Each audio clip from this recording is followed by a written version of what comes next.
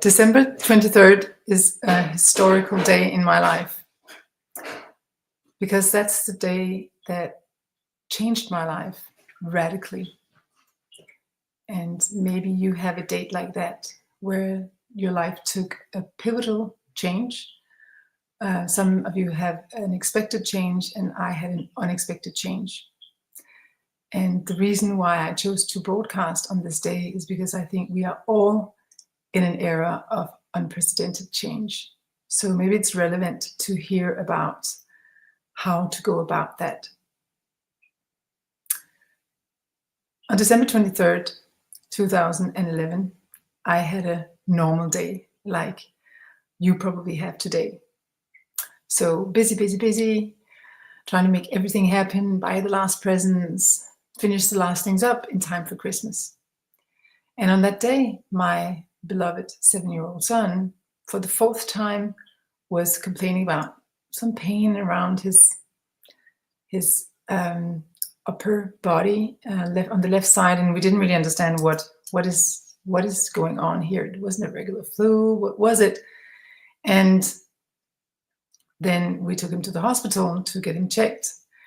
And at around 3:00 in the afternoon, my husband called me and said, "You have to come because I have to go and make my live radio show, and they still haven't found out what's wrong with him." So I went, and at the time my son was lying in a huge scanner, this little boy, 6 years old, my middle son, a beautiful little freckled guy. I actually will show you a picture of it. This one. Ooh la la. Can you see? Yeah. It's like charming little boy. Full of fun. He was always making jokes and teasing, and very charming little boy. But he was at the time lying in a huge, enormous scanner, and the doctor came out, and I could see on her face that something was terribly wrong. So I asked her, "Is it serious?" And she looked at me, and I could see on her face, yes, it was. And she said, yes. And so it burst out of me because it was the most serious thing I could imagine. "Is it cancer?" And she said, yes. And that moment felt for me like when you sit in the theater and everybody's happy and dancing around, and it's summer and it's spring and it's just wonderful. And then suddenly the floor just moves, and what you see is you're in a completely different landscape, black and white, still, just frozen. I remember when she had said that, when I looked at my son, I could only see the hole in the family. He had 2 brothers on each side, and I could just see the empty space between them. And of course, I didn't want to accept that truth. So I spent the next 6 months running a marathon in sprint to try to save his life. And most of you know that I luckily, miraculously managed to help my son cure his incurable cancer. But the day after we celebrated that this had been possible, that there was no trace of cancer in his body, the day after, he died. So that was June 12, 2012. So those 2 dates are for me historical dates. And there's a before and an after those dates. And before December 11, 2023, I thought that if you're just positive enough, if you show up and you have willingness enough, if you just apply yourself enough, if you just work for it, if you want it enough, if you hold the vision, if you don't allow yourself to be overtaken by fear, then you will find a way. That was my conviction, and I lived my life accordingly. And I am sure that you can recognize this feeling yourself, because if you're an ambitious leader, founder, investor, board member, change maker, creative person, pioneer, you know that feeling. You know that it's about, going for it. And you probably have also you probably have also studied what kind of mindset enables me to be manifesting what I want in my life. So you probably recognize that state. And I was actually so enthusiastic about that I was teaching it, and had been for 10 years, how to make the seemingly impossible possible. That was actually my area of expertise. So for me, it was just one more test. And that's why I applied myself like crazy. Well, not like crazy, but like very determined and very consciously during the 6 months where my son was having this incurable cancer. And that's also how I managed to help him cure the incurable cancer. And then the unexpected happened. The outcome that I had been going for, the reward for all this hard work, turned into a huge, enormous, devastating loss. I mean, how is that even possible? In the beginning, I was like, but what am I supposed to think now? What am I supposed to believe? I mean, there was the loss, the terrible, terrible, terrible, terrible. I mean, it's still terrible. I was just traveling in Norway and I saw a family of 5, and I was just, it brought tears to my eyes. I used to be a family of 5. I had 3 kids. There's so many occasions where it's still a terrible, terrible loss as a mother who loves her child unconditionally. If you have children, you know what I mean.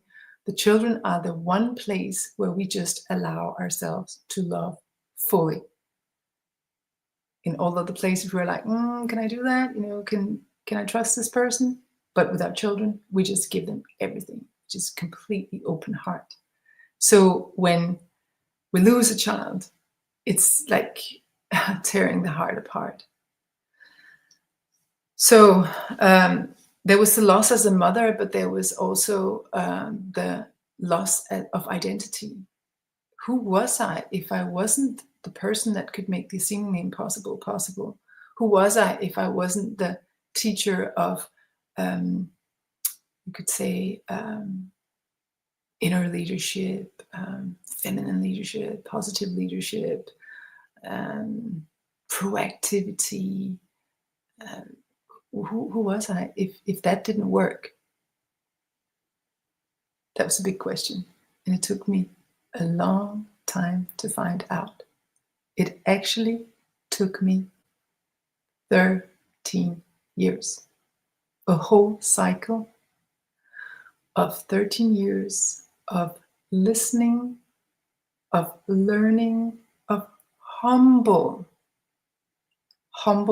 not knowing, humble trying to navigate in the dark, humbly trying to download answers and connect to the place where the answers come from, and humble prayers to stay in touch with my beloved son, and countless dedicated hours, moments where I consciously went and sat in the dark or went away on retreats and tried to connect with my son. If you're there, give me a sign. How are you? Are you getting anything to eat? Who takes care of you? It's like, so much work. And I say that because sometimes I meet leaders who have heard about me from someone. It could be from some of their female colleagues or they've read about me in the newspaper or something like that. And they have the impression that I'm just like this very feminine goddess, like maybe a little bit superficial, wearing a lot of lipstick and, who is this woman? And so I just want to say to you, if you ever hear that one more time, if you ever have that impression, watch this video again. How can you go through losing your child and stay on the surface. I mean, if you find anybody who can do that, congratulations. I don't think that's possible. Losing a child or experience the death of a loved one or another catastrophe, which you probably have in your surroundings, you've probably seen. I mean, we don't need to look far. All the people in the war zones, all the people who are battling illness, all the people who are battling illness of their children. Hello. It doesn't take much imagination. If you've been in those shoes, you cannot stay on the surface. You cannot stay superficial unless you want to go completely down the drain. So once and for all, if you ever hear somebody thinking that I'm superficial, watch this video and think for yourself if that's even possible. Enough of this impression that the feminine, the people who are about balance between masculine and feminine, which is I'm all about, the people who are all about ascending from ego-driven, immature ego-driven lifestyle to a more essence-based lifestyle. If you think that's superficial, think again, because it's far from. It requires so much inner determination, so much power, so much strength to go through an episode like that in your life and remain sane. And not only become sane, but actually become happier, more grateful, more generous, more committed, more engaged in serving the whole. This is what I stand for. I want to use this experience to create an impact that is equivalent to my loss. So this is what I'm all about. This is interesting only because it's not only personal, it is universal. We are at a very dark time in human history. There is darkness all around us. People trying to manipulate technology that's almost overpowering us, taking away our jobs, taking away our connections with each other, making people lonely, making people depressed. Then there's the climate that we have screwed up. Then there's the animals that we treat like you shouldn't even be allowed to be called human when you treat animals the way we treat animals. I mean, think of technology treating us like that. Hello.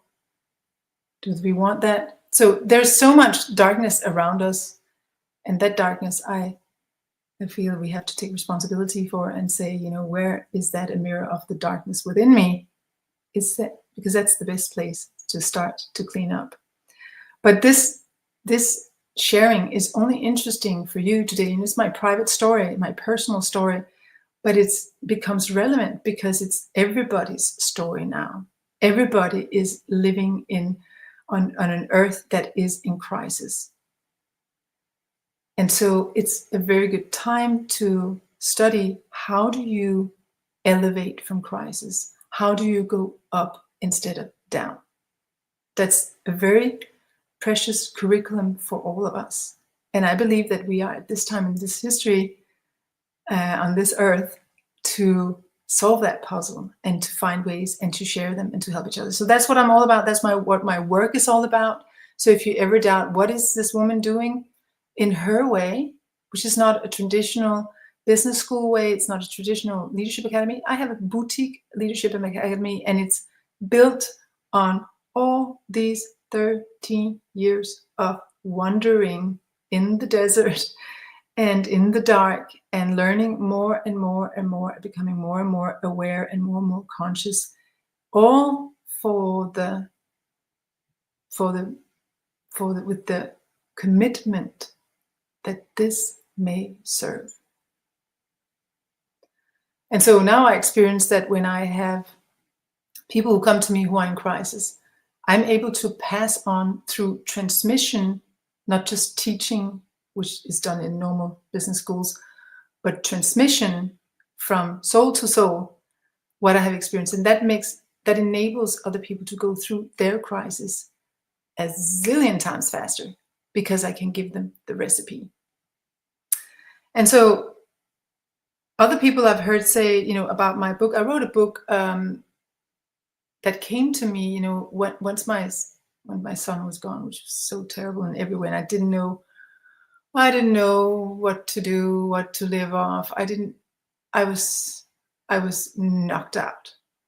Who am I? What am I supposed to do here? Why is this happening to me of all people? Why can other people keep their three children and I cannot? Why? And to answer all these questions, can't look in a book. You can't find them anywhere, but you have to go through it. You have to be there. You have to face the pain every time it shows up. And that's a lot of times. Face all these questions and try to listen from within. What is the answers to these questions? So I listened. I was for a couple of months in what I call the fertile void. And I called it the fertile void because the void is not only empty, it's actually a womb. It's actually, all new things are born in darkness. So I listened, and what came to me was to write the book that I always wanted to write, which was an argument for why we are all, as humans, the root cause of our problems is that we are breaking the natural law of balance between masculine and feminine, yin and yang. There has to be, any system that doesn't have that balance will go out of whack. And that's what has happened to all of us, that we have this imbalance, and that means that we go out of balance, inner balance and out of balance. And that's why we have a world that's not in balance. So I wanted to write a book about this particular perspective on the root cause of the problems of humanity and how we can solve them. And so that book came to me, and you should think, okay, then it's easy, I just write it. But it took me 4 years to write that book. 4 years. So difficult. I was trying to solve the mystery of humanity. What is our problem? How do we solve it? But the 4 years gave me an opportunity to actually experience, to live through the material. And the book is all about a recipe for going up instead of down. So it's like 7 facets. I call it 7 facets. Today I call it 7 facets of future agile leadership, because I think that it's what we need to all become able to do, be future agile.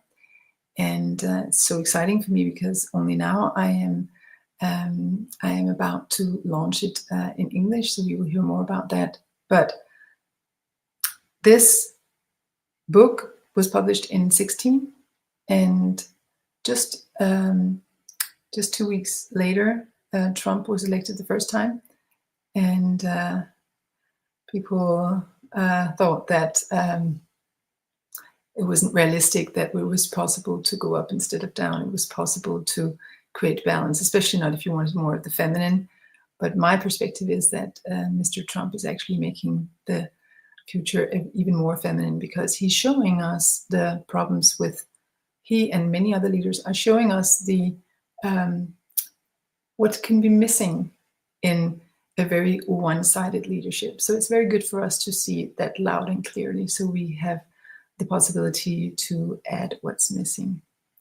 And that's going to be the title of the book that I will publish soon in English.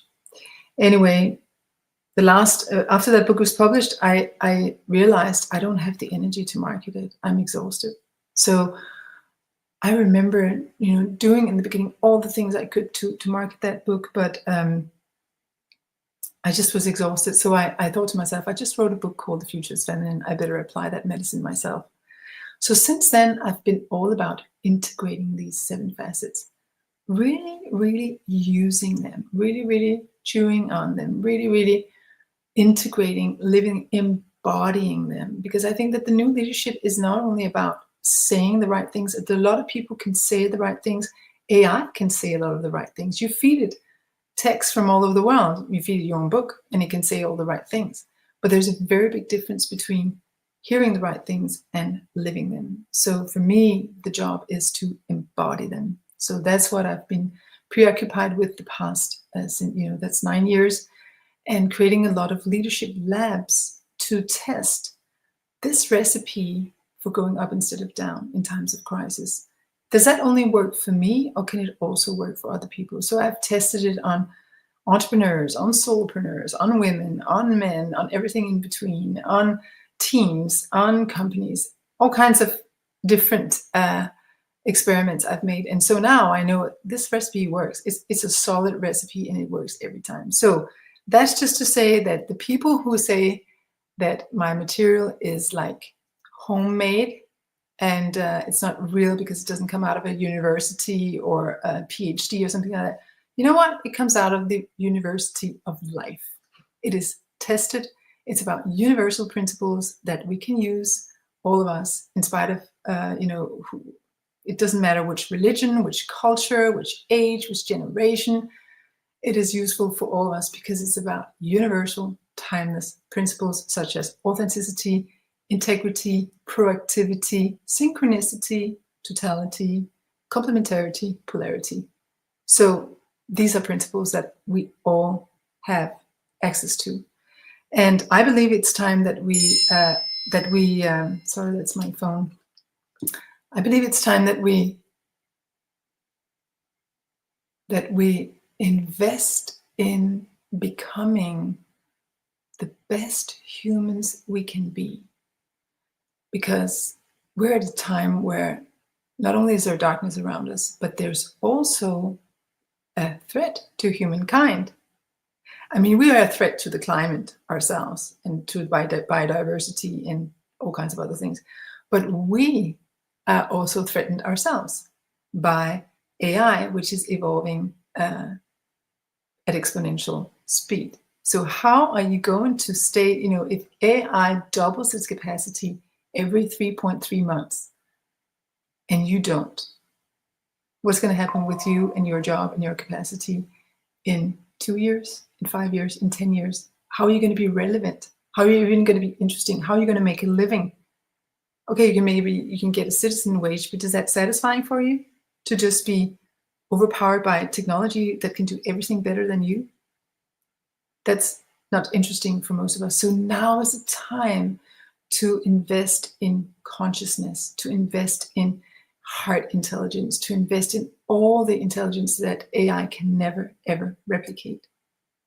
And that's why I stop on this December 23rd when I have a lot of other things to do. And I stop because it's a historical date that reminds me of the importance to learn how to navigate in the darkness and learn how to alchemize darkness into light. And I believe this is what I have been so incredibly blessed to experience.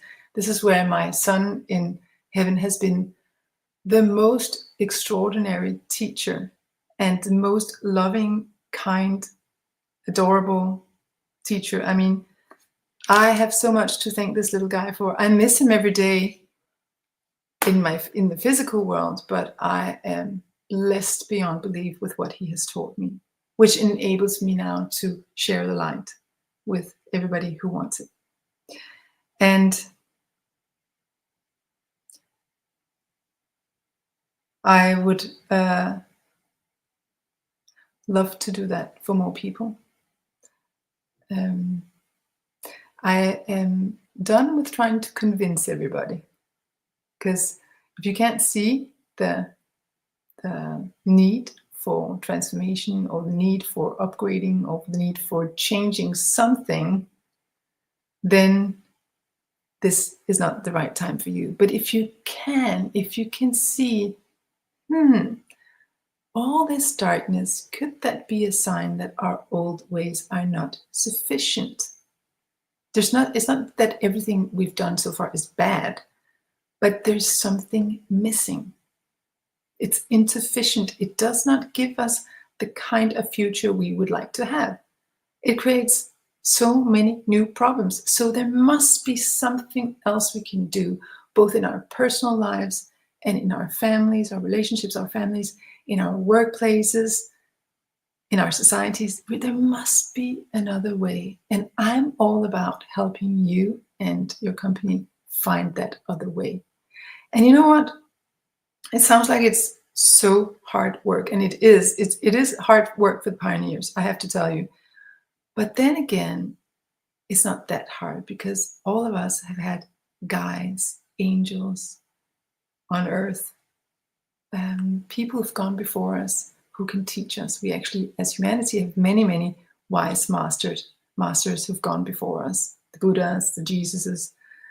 So we have, success leaves clues, right? So we actually all have guidelines. We all have guidance, and we might not be able to use it in the old dogmatic way. We have to apply it and melt it with our own inner knowing, our own inner intelligence. It's not about copying what others have done. It's about allowing ourselves to be guided and inspired, and then creating our own path that can inspire others. And that is a very, very, I cannot think of anything more entertaining, more empowering, more engaging, more extraordinary. For me, it's like, hallelujah. So the devastating loss led to immense inner richness. I feel so, so, so blessed. So what a paradox that something that's so painful becomes so blissful. But if I can do it, everybody can do it. And that's why I'm inviting you to consider joining this movement in 26. 26 is going to be the beginning of a whole new era. There's so many things happening right now. There's so many changes happening.